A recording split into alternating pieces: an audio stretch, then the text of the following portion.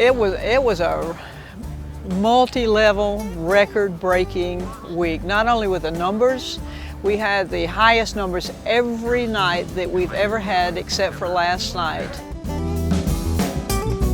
I'm just happy that I'm not a judge this year. I've never seen such beautiful airplanes. I've never seen such an array of rare airplanes.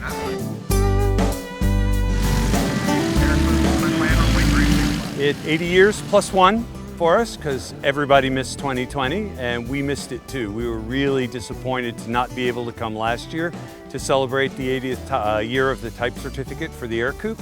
But this year we gathered in Wausau the weekend before Oshkosh began, and today we brought a flight of 28 in.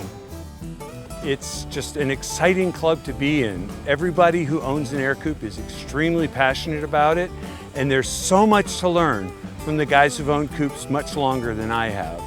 And to be around these guys is to be a part of family.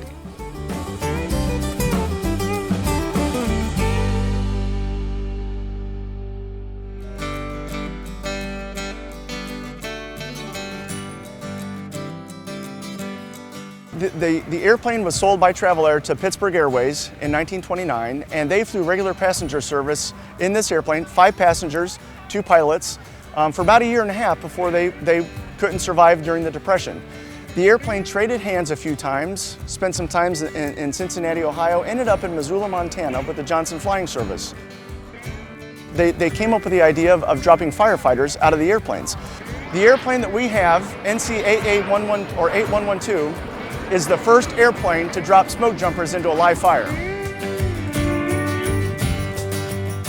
So Scott Glover, who is the man behind Mid-America Flight Museum, when he was doing a lot of corporate flying in his early years in business, he would fly to a little airport in Arkansas where this airplane was sitting in the back of the hangar. And it was there for years. It was covered in dust, hadn't flown in a long time, but Scott fell in love with it. And he constantly tried to purchase the airplane to no avail, and finally someday they called him and said, if you want it, you can have it. He bought the airplane, took the engine off, sent it straight to Caleb Curry out at Radial Engines. They overhauled the engine. Scott flew it for about 10 years until 2018. And when it arrived to me in 2018, on March 18th, we tore the whole airplane apart and started the restoration. It was a great learning experience for me with the airplane, and I restored several airplanes in the past, and but it was usually just myself and maybe one other person. And with this airplane, we were very blessed with the interest in the area that we're at Grimes Airport in Urbana, that we ended up with another staff person and myself and close to 60 volunteers. So learning to manage that was a lot of fun. You know, we have volunteers that range from young high school kids, freshmen and sophomores, up to upper class, all the way to in their 80s. The reaction that we're getting here at Oshkosh with the airplane is just phenomenal. You know, it's a fairly rare aircraft. From what we can tell, there's 6, maybe 8 of these still flying. So it's not every day you get to pull up and see a Travel Air 6000 sitting at an airport. And so just to stand back and watch people's faces as they look around the airplane, it's been great. People really seem to love it.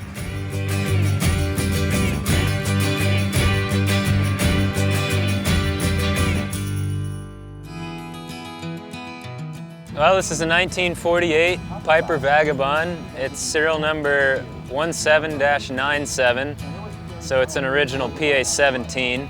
It's custom classic. It's not very original anymore. This airplane was flyable when we got it, and it was almost as you see it. We've gone through and done little upgrades to it here and there to make it more suitable for cross-country use and to use more on a daily basis. I can't take credit for the complete restoration. It was all done by a gentleman in Illinois named Hugh Stoops, and he put about 3 to 4 years worth of work into this airplane to get it to the point that you see the fabric and the paint work.